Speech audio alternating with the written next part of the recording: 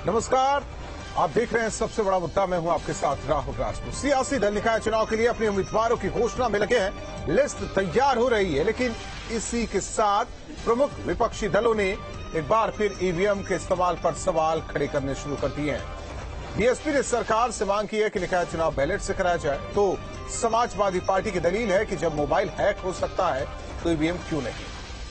पार्टियां इसके लिए दलील भी दे रही है। निकाय का रण, बैलेट का तड़का, ऐसे में न्यूज स्टेट के अहम सवाल। ईवीएम से चुनाव कराने पर क्यों घबराए विपक्ष?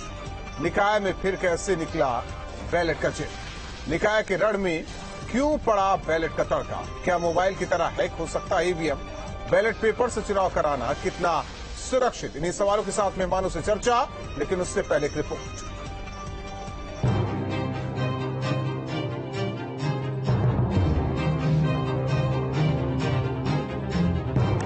निकाय चुनाव के लिए नामांकन का सिलसिला शुरू हो चुका है।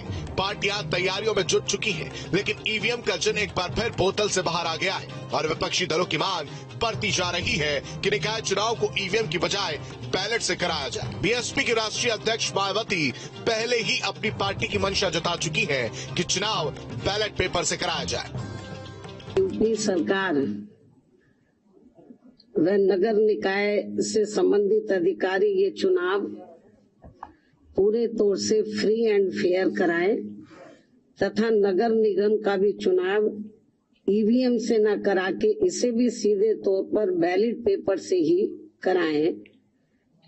ये भी हमारी सरकार से संबंधित अधिकारी से पुरजोर अपील है।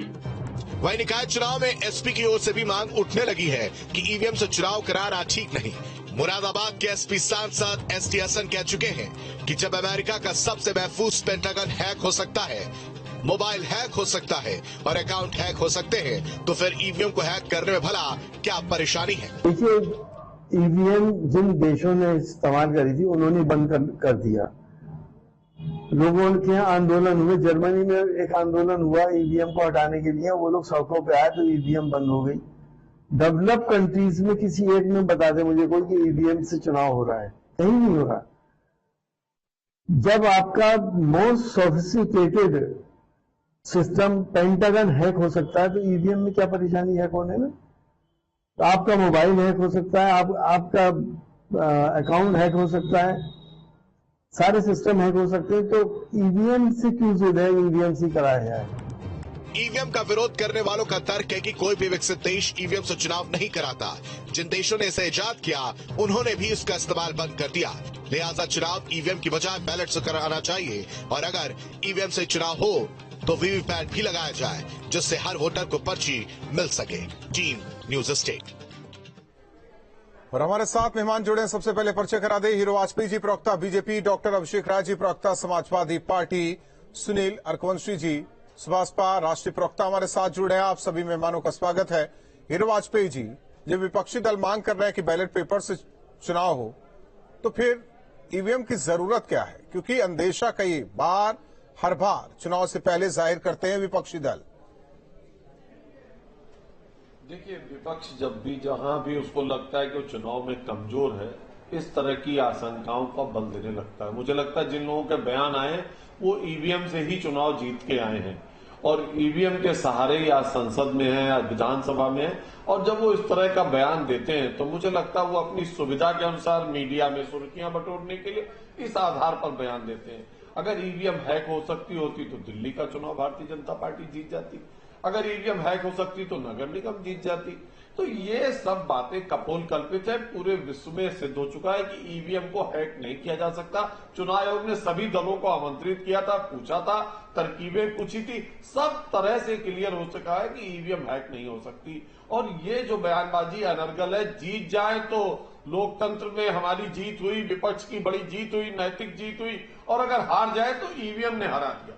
मुझे लगता है ये अपनी सुविधा के हिसाब से अपने बयान जारी किए जा रहे हैं। जिन पार्टियों को लोकतंत्र में जनता से मोह भंग हो चुका है और जनता का उनसे मोह भंग हो चुका है, वो इस तरह की अनर्गल बयानबाजी करते हैं। डॉक्टर अभिषेक राय जी, जीत गए तो वाह वाह और हार गए तो ईवीएम दोषी। राहुल भाई इस सवाल को खत्म ही क्यों नहीं करते? मैंने बोला ना कि हमारे एसटीएसएन साहब ने भी बताया, जहां आप बैलेट से करा लो, दूध का दूध और पानी का पानी हो जाएगा। क्या पहले यहाँ पे हिंदुस्तान में चुनाव बैलेट पेपर से नहीं होता था? अभी आपने देखा होगा जो पिछले जिला पंचायत सदस्यों के और उनके चुनाव बैलेट से, उसमें भारतीय जनता पार्टी की क्या स्थिति थी? इन्होंने कहते जिला पंचायत अध्यक्ष कैसे बनवाए, साड़ियां तक फाड़ी हमारे कार्यकर्ताओं की, तो वहां किसी को भरने नहीं दिया, पर्चा भरने नहीं दिया। तो ये सारी चीजें इनको बहुत अच्छे से पता। तो आप बार बार इसे हमें या किसी भी पक्ष को क्यों आरोप लगाने देते? आप बैलेट से करा दो चुनाव। आप जब अमेरिका जैसा विकसित देश जो कहते हैं सुपर पावर है, वो कर रहा है, जर्मनी कर रहा है, आपके जो 5 वीटो वाले देश हैं, आप मुझे बता दो कि किसमें ईवीएम का इस्तेमाल होता है। तो जब बड़े देश कर रहे हैं, जो विकसित देश हैं, तो विकसित देश कर सकते हैं, तो आप भी तो कह रहे हो कि भारत विश्व गुरु हो रहा है, तो क्यों नहीं बैलेट से चुनाव करा देते? इतना डर क्यों है बैलेट से चुनाव का? क्योंकि आपको पता है सत्ता पक्ष का एक सवाल भी है आप लोगों से कि जीत जाते तब तो ठीक है, फिर हारने पर ही ईवीएम राख क्यों? मैंने सुन लीजिए, हमने कभी ये चीज नहीं कही। जीतना हारना देखिए लोकतंत्र है, कभी कोई पार्टी जीतती, कभी कोई हारती है। भारतीय जनता पार्टी 2002 से उत्तर प्रदेश से गायब हुई थी, 2017 में लौटी, 15 साल ये लोग बाहर बैठे हुए। तो वो जीत हार लोकतंत्र का एक वो है, हिस्सा है। कभी आज हम विपक्ष में, कल सत्ता में होंगे। ये लोकतंत्र है, जनता जिसको चुनती है, जिसको मौका देती है, और सारी सरकारें उसके हिसाब से काम करती है। उसी हार जीत में ईवीएम का भी हाथ था क्या? नहीं, तो मैं तो कह तो रहा हूँ, आप बैलेट से क्यों नहीं चुनाव करा देते? करा दीजिए, ये ईवीएम का मसला। ठीक है, सुनील अर्कवंशी जी, क्या घबराहट हो रही है या दिक्कत है ईवीएम से? नहीं, देखिए, मुझे कोई घबराहट नहीं हो रही है और ना ही कोई ईवीएम से दिक्कत है। रही बात आज जिस तरीके से ईवीएम का सवाल उठाया जा रहा है, इसको चुनाव के ही समय क्यों उठाया जाता है? चुनाव के पहले जो समय मिला था 2022 में, मार्च में चुनाव खत्म हुआ था। मार्च में चुनाव खत्म होने के बाद किसी भी दल ने हाई कोर्ट जाने का काम नहीं किया, ना चुनाव आयोग जाने का काम किया, ना सुप्रीम कोर्ट जाने का काम किया। एक बार भी ये नहीं कहा गया कि ईवीएम को लेकर हम लोग यहाँ पर चलने का काम किया जाए। आप मुख्य विपक्षी दल हैं, आप बड़ी पार्टियां हैं, राष्ट्रीय पार्टियां रह चुकी हैं, तो आप लोग सब लोग इस बात को लेकर पहले से क्यों नहीं? आखिर जब चुनाव का समय आता है तभी इस बात को लेकर क्यों उठाया जाता है? आखिर इस बात को लेकर आपकी तैयारी नहीं है पूरी? आप आगे कहने के लिए ये बात कहेंगे कि हम फिर बाद में यही कहना पड़ेगा कि ईवीएम का ही सारा दोष है। तो कहीं ना कहीं हम अपने आप को खुद कमजोर समझ रहे हैं, इसलिए इस तरीके का बयान दिया जा रहा है। और रही बात आज, अब यह बताइए, जब कांग्रेस की सरकार थी देश में, तब क्या किसी पार्टी ने इस बात को लेकर उठाने का काम किया था कि ईवीएम हैक करी जा रही है? क्या उन्होंने चुनाव कराने का काम नहीं किया? या फिर अभी उत्तर प्रदेश में जो चुनाव हुआ तो समाजवादी पार्टी ने भी 111 सीट और हम लोगों ने गठबंधन में 125 सीट जीतने का काम किया। तो कहीं ना कहीं वहां पर भी तो जीतने का काम किया। इन सीटों पर जीत जो दर्ज हुई है, तो इसको किस मायने में देखने का काम किया गया है? लेकिन एक सवाल समाजवादी पार्टी के प्रवक्ता से, 2012 में भी सरकार बनी थी, ईवीएम की वजह से सरकार बनी। अभी हाल ही में मैनपुरी चुनाव आप लोगों ने जीता, खतौली का चुनाव जीता, ईवीएम के ही सारे जीता। हमें नहीं समझ में आता बैलेट पेपर से ही चुनाव कराने की लगातार मांग क्यों की जाती है? क्योंकि वो स्थिति भी देखी गई कि बैलेट पेपर के दम पर किस तरीके से फर्जी वोट भी पड़ते थे, किस तरह से समय ज्यादा लगता था, गिनती काउंट करने में भी वक्त लगता था। अब जब चीजें हर कुछ टेक्निकल हो रखी है, तो फिर हम पीछे क्यों जाए? मुझे आप बता दीजिए राहुल भाई, यूएस सुपर पावर वो पीछे गया, जर्मनी सुपर पावर है वो पीछे गया, फ्रांस सुपर पावर। नहीं सर, अगर केवल चुनाव के लिए मैं एक चीज, मैं राय साहब एक चीज के लिए कहूंगा, केवल अपने हित के लिए नहीं, आप अपने हित के लिए चीजें कर रहे हैं, तो हम अमेरिका जैसा क्यों नहीं बन जाते हैं? बहुत सारी चीजें हैं, अगर हम बहस करने पे आ जाएं तो बहुत सारी चीजें हैं। लेकिन एक बात, आप लोगों को 100 से ज्यादा सीटें मिली कि नहीं 2022 में? देखिए, हमें जनता ने जिताया और हम अभी भी कह रहे हैं, हम 111 सीटें इस बार जीते हैं, जनता ने जिताया। 77 सीटें हम 2500 की कम मार्जिन से हारते हैं। जहां पे 48 वोट से कैंडिडेट जीतता हुआ रिकाउंटिंग नहीं होती, जहां हमारा एक कैंडिडेट 8000 से जीतता हुआ रिकाउंटिंग होती है, उसको हरा दिया जाता है। तो ये ईवीएम की वजह से क्यों होती? ये ईवीएम वाला खेल हुआ है? नहीं, आप मुझे बताइए, बैलेट रहेगा तो प्रूफ है सबके पास। देखिए, हम लोग यहाँ बात करने के लिए बैठे हुए हैं। देखिए, आरोप है तो आरोप लगाइए। नहीं, हम आरोप किसी पे नहीं लगा रहे, हम कोई आरोप नहीं लगा रहे। हमने एक मांग करी है, हमारी मांग करने का अधिकार है। क्या हम मांग भी नहीं कर सकते इस देश में? क्यों नहीं हो सकता? भाई हमारी मांग है, हम कर रहे हैं मांग। हमारी पार्टी, हमारी विचारधारा है। लेकिन जो और सुनील लोग अर्कवंशी जी ने कहा कि 2022 चुनाव हारने के बाद यही विपक्षी दल क्यों नहीं मांग करने लगे, वहीं से मांग करना शुरू कर दिया होता। आज हो सकता है स्थिति हम लोग ना बैठते, बात ना होती। नहीं, सुन लीजिए, सुनील भाई हमारे भाई है, इसमें कोई वो नहीं है। सुनील भाई को मैं जरूर ये जवाब देना चाहता हूँ कि हमने मांग तो शुरुआत से करी है। हम हमेशा कहते आए हैं कि आप बैलेट से चुनाव क्यों नहीं कराते। हमने तो एग्जाम्पल तक कोट करके दिए। हमने हमेशा ये बात कही है। हमने कब ये बात नहीं कही, आप बता दीजिए कि हम ईवीएम से चुनाव चाहते, कभी नहीं कही हमने। हमारी 4 बार सरकार बनी, 1 बार ईवीएम से बनी, ठीक, मान ली वो बात। बाकी सरकारें हमारी क्या ईवीएम से बनी थी, बैलेट से बनी थी जी। तो सबको पता है कि बैलेट से चुनाव होने में इस तरीके से। ठीक है, अंशु अवस्थी जी भी चर्चा में हमारे साथ है, कांग्रेस के प्रवक्ता जुड़े हैं। अंशु अवस्थी जी, दिक्कत है ईवीएम से, यानी कि आज ईवीएम ऐसी स्थिति हो रखी है कि बीजेपी की सरकार जहां बनती है वहां ईवीएम, और जहां नहीं बनती, जहां आप लोगों की सरकार बन जाती है, दूसरे दल की सरकार बन जाती है, वहां जनता का समर्थन, जनता का प्यार। राहुल जी, देखिए, सबसे महत्वपूर्ण बात यह है कि आखिर हम ऐसी कोई मशीन की इतनी वकालत क्यों कर रहे हैं, क्या बहुत ज्यादा महत्वपूर्ण है, या देश में जो लोग वोट डाल रहे हैं उनको ये हम भरोसा दिलाएं कि जहां आप वोट डाल रहे हैं वहां पर आपका वोट पहुंच रहा है, जिसका माध्यम निश्चित तौर से अगर सबसे सशक्त और मजबूत है तो बैलेट है। अब इसमें ये बात कि साहब वो हम टेक्नोलॉजी, हमारे लिए टेक्नोलॉजी महत्वपूर्ण अलग विषय है, लेकिन हमारे लिए सबसे ज्यादा महत्वपूर्ण अगर है तो लोकतंत्र है, क्योंकि लोकतंत्र जब रहेगा तभी नीतियां बनेंगी, तभी टेक्नोलॉजी भी काम करेगी।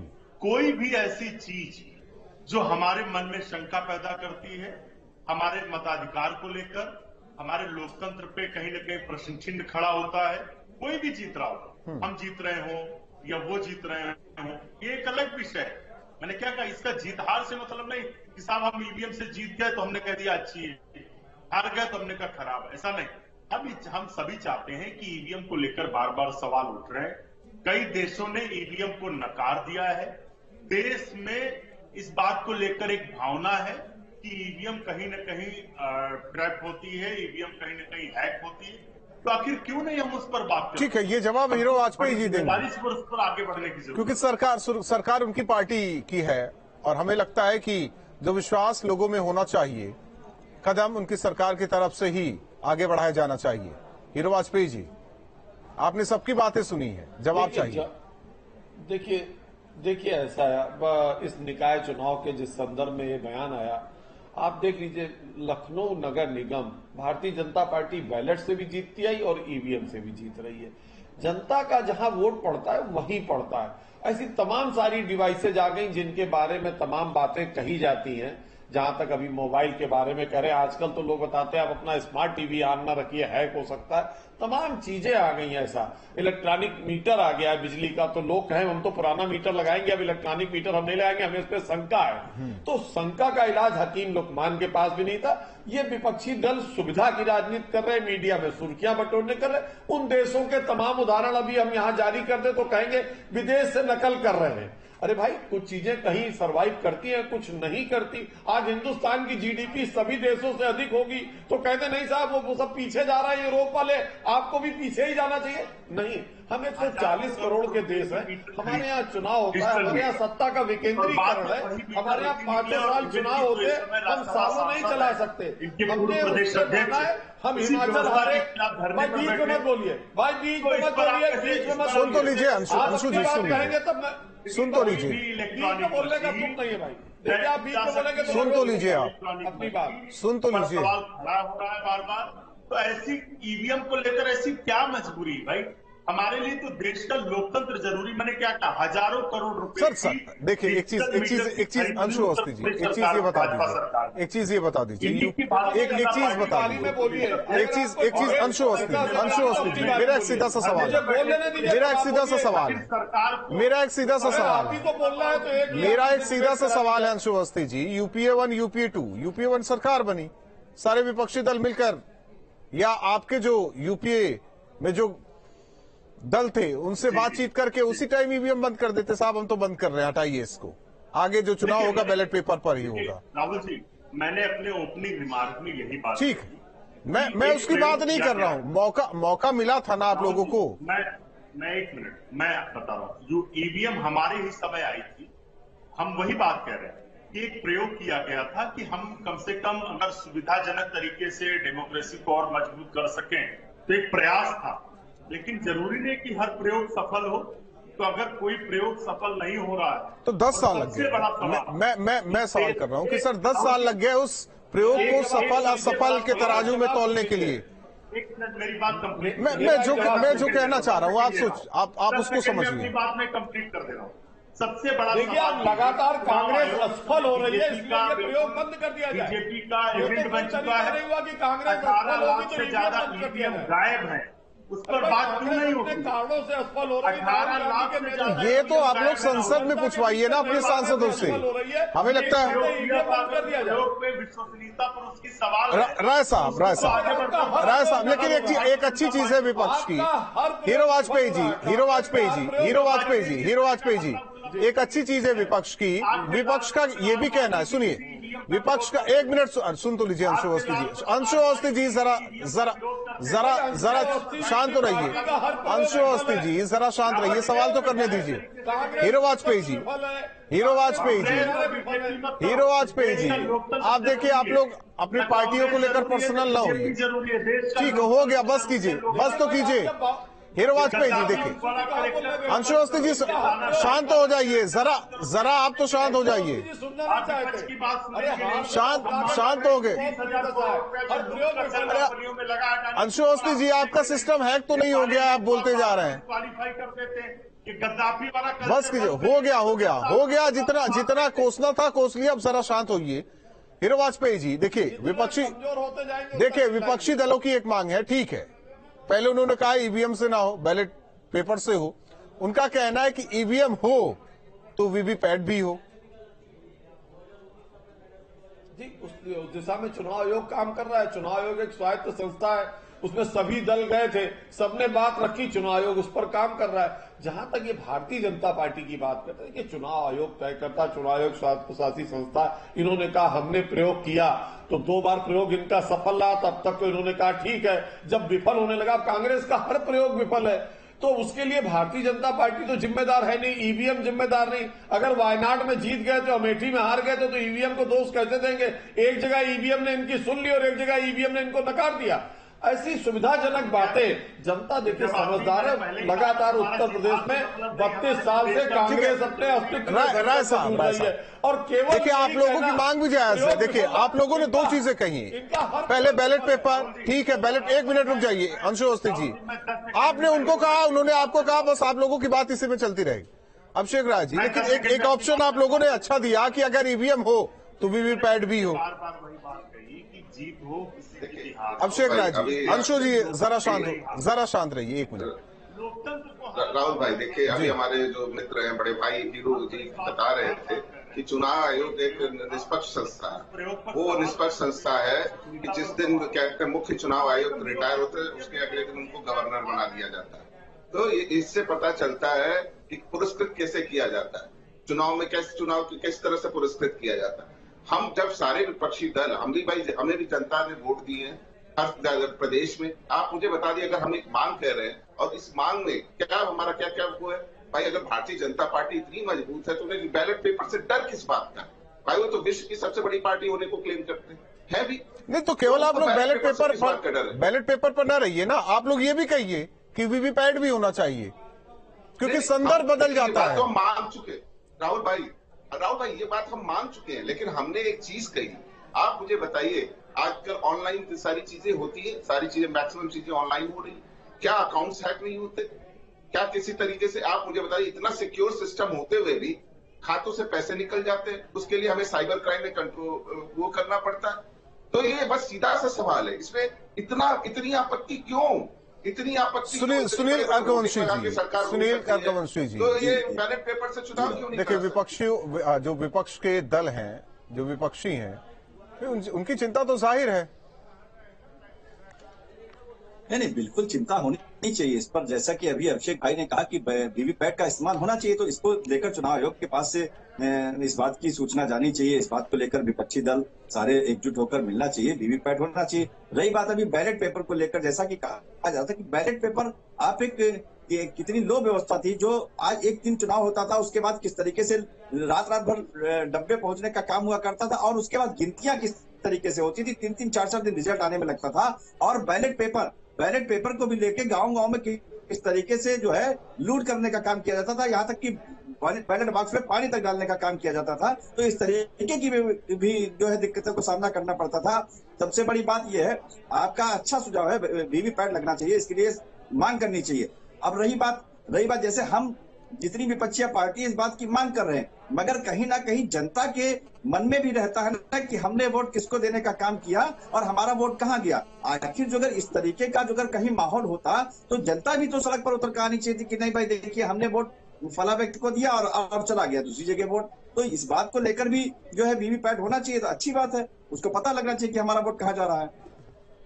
लेकिन अभी तक तो कोई केस आया नहीं कि हमने कांग्रेस को दिया, बीजेपी को चला गया, हमने बीजेपी को दिया, समाजवादी पार्टी को चला गया। ऐसा केस तो हीरो वाजपेयी जी आया नहीं। बात मैं राहुल जी कह रहा हूँ, आखिर जनता में भी तो उस बात का रहना चाहिए ना कि आखिर विधानसभा चुनाव या लोकसभा चुनाव में वीवीपैट का इस्तेमाल तो होता है, वो तो दिखता ही है। बिल्कुल हुआ, विधानसभा में भी हुआ। हीरो वाजपेयी जी आवाज आ रही है।